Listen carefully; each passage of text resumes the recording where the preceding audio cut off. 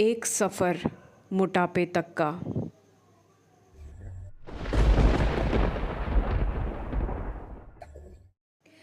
आलसी बहुत होगी, नहीं नहीं खाती बहुत होगी, ना ना कुछ ज़्यादा ही आराम होगा। अरे नहीं यार, लगता है आदमी की नौकरी बहुत अच्छी है, तभी तो देखो कैसे फूल के गुप्पा हो रखी है। सुने होंगे आपने कई सारी बातें ऐसी दूसरों के मुंह से, पर हर मोटा शरीर स्वस्थ नहीं होता, हर मोटे शरीर के पीछे खुशियाँ नहीं होती। बहुत से लोग साइकोलॉजिकली भी इस बात को नहीं जानते कि अगर एक औरत बहुत मोटी है तो वो ज़रूरत से ज़्यादा अपने अंदर बहुत कुछ लेके बैठी हुई है और जिसे वो कभी भी और किसी के सामने नहीं निकाल पाई। एक अनकहा दुख और एक घुटन भरी ज़िंदगी आपका शरीर फुला देता है।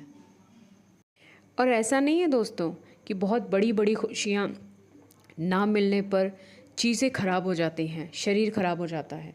बहुत छोटी छोटी खुशियाँ ना मिलने पर, बहुत छोटी, और वो खुशियों की उम्मीद किसी और से नहीं, उन खुशियों की उम्मीद सिर्फ़ और सिर्फ अपने पति या अपने पार्टनर से लगाई जाती है। आज की ही एक ऐसी कहानी एक इतनी ही क्यूट और गोलू मोलू आंटी की है, जिनकी कुछ साल पुरानी फ़ोटोज़ जब मैंने देखी तो मैं उनको देख के हैरान हो गई। वो बिल्कुल मॉडर्न की तरह दिखती थी।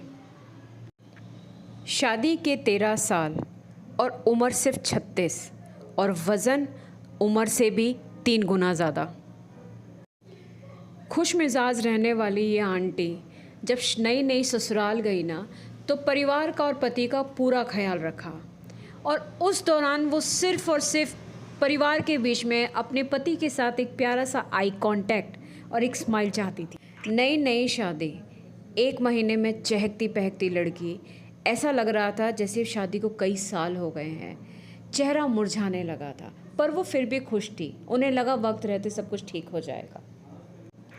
छोटी छोटी उम्मीदें, छोटे छोटे अरमानों को पाने का समय लंबा होता जा रहा था, और अरमान भी क्या थे कि शाम को पति के साथ थोड़ा बाहर जाया जाए, थोड़ा अकेला वक्त ऑफिस से आने के बाद उनके साथ बिताया जाए। सिर्फ रात में सोने के नाम पे ही पति पत्नी साथ हो, ऐसा नहीं होता। पति सिर्फ इतना ही पूछ ले कि तेरा दिन कैसा गया, तेरा कुछ खाने का दिल तो नहीं कर रहा, तेरे लिए कुछ लेकर के आऊँ, बाहर चलेगी संडे।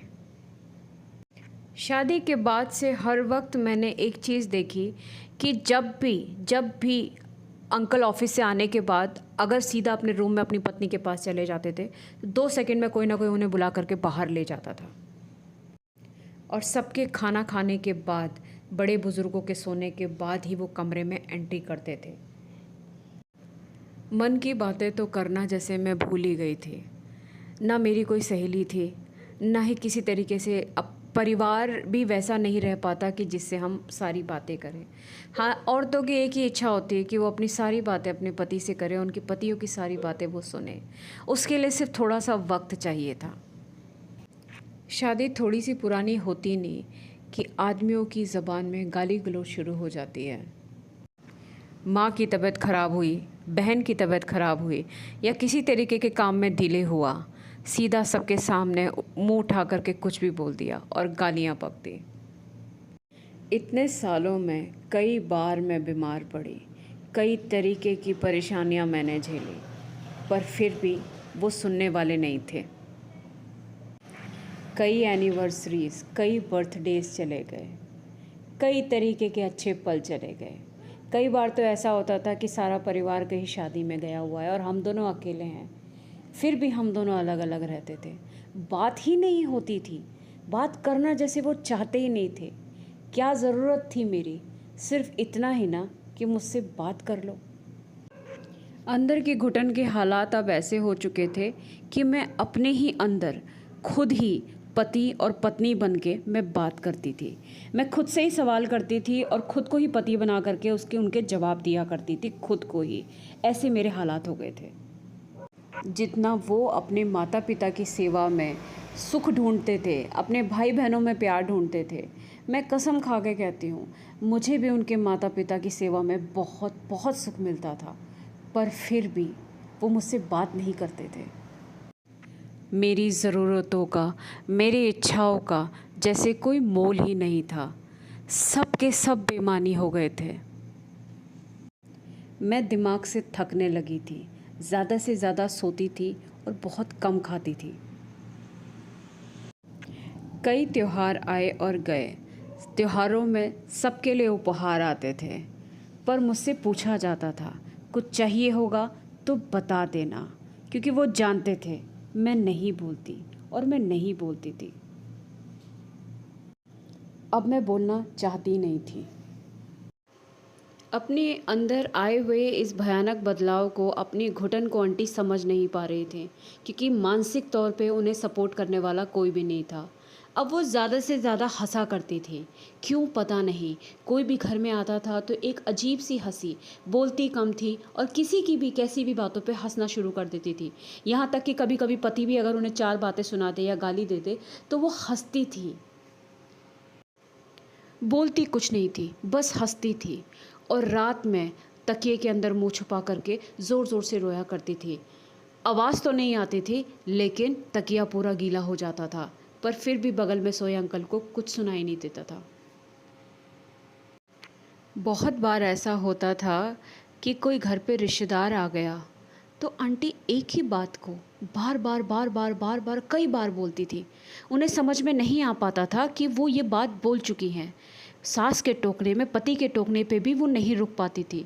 फिर किसी को झाड़ करके बोलना पड़ता था तो वो हंस के किचन में चली जाती थी। उनको समझ में आनी चीज़ें बंद हो गई थी। घर में पार्टी फंक्शन होने वाले 20 से 25 या 50 लोगों के लिए भी आंटी अकेले खाना बना लेती थी। सास ससुर की तबीयत खराब होने पर रात रात भर वो उनके कमरे में नीचे चटाई लगा कर के सोया करती थी। अपने छोटे नंद और देवरों की शादी में भले ही पैसा किसी ने लगाया हो, लेकिन पूरा शरीर का काम आंटी ने अकेले, पूरे रिश्तेदारों को अकेले संभाला और किसी को पता भी नहीं चला और आंटी ने चू तक नहीं करी। उनके द्वारा किया गया इतने बड़े बड़े भारी भारी काम किसी की नज़र में तक नहीं आए, किसी की नज़र में तक नहीं आए। शादी में बारात आने और जाने के बीच में 5 मिनट में वो औरत तैयार होकर के खड़ी हो गई। अपने ही घर की शादी में अपने ही माता पिता के साथ बात करने का समय तक नहीं था। वहाँ उनके मम्मी पापा को एक अच्छी ट्रीटमेंट नहीं मिल रही थी, पर फिर भी वो कुछ नहीं बोल पाई। उनके अपने ही घर वाले अपनी ही बहू के लिए साड़ी लेना तक भूल गए। 15-16 सालों में हमेशा जब भी आंटी अंकल से कुछ बात करने की कोशिश करती थी, अंकल या हाँ में जवाब देते थे और हमेशा उनकी बात काटते थे। मम्मी को खाना दिया, पापा को दवाइयाँ टाइम पे दी, अच्छा मेरा ये काम कर देना, मैं ऑफिस के लिए निकलता हूँ। वो बात दबी की दबी रह जाती थी। कई बार वो प्यारी सी आंटी अंकल से पूछा करती थी, आप क्या खाओगे। वो सिर्फ इतना चाहती थी कि मैं अपने पति की पसंद का कुछ बनाऊँ, पर कभी नहीं, कभी नहीं। जा माँ से पूछ ले, जा इससे पूछ ले, जो वो खाएंगे वो मैं भी खा लूँगा। कभी तो पूछते अंकल कि तुझे जो दिल कर रहा है तू वो बना ले, हम सब खा लेंगे। उस घर में औरतों के नाम पे सिर्फ दो ही तो लोग थे, एक आंटी की सास और उनकी नंद। आंटी जो जैसे किसी को दिखाई ही नहीं देती थी। घर परिवार की जिम्मेदारी में और पति के कहने पे उनका मायके जाना तक छूट गया था। अगर आप वीडियो के इस भाग तक पहुँचे हैं, आपने कभी भी अपने पति के मुंह से अगर ये बात सुनी है ना कि मेरे माता पिता ही तो हैं, बूढ़े हैं, कितने दिन और जिएंगे, ये बोल करके हमेशा अपनी पत्नी की इच्छाओं को दबा देना और मार देना, और फिर पता है ऐसा ही होता है कि एक दिन उनके माता पिता इस दुनिया को छोड़ देते हैं, लेकिन वो 2 या 3 दिन की बात नहीं होती, वो आपकी ज़िंदगी के 30 से 35 साल ले जा चुके होते हैं। सास ससुर के चले जाने की दुहाई देने पर पति को यह एहसास भी नहीं हुआ और हम दोनों 50 के ऊपर के हो गए। अब तो सब कुछ ख़त्म हो चुका था, आंखें भी मायूस हो चुकी थी। अब एक लंबा सन्नाटा था और बात फिर भी नहीं। मेरी कहानियों को सिर्फ सुनिए मत, इसको सब्सक्राइब कीजिए और आगे लोगों तक पहुंचाइए। आप और मेरी जैसी कई औरतें हैं जिनको ऐसी कहानियों की ज़रूरत है।